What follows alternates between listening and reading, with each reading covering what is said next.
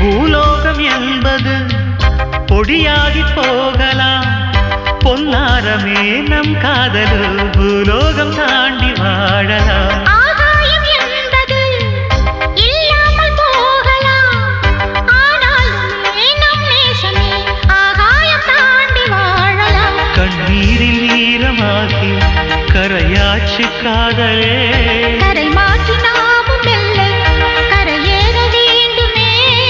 நாளை வரும் காலம் நம்மை கொண்டாடுமே. தாஜ்மஹால் தேவையில்லை அன்னமே அன்னமே, காடுமலை நதிகள் எல்லாம்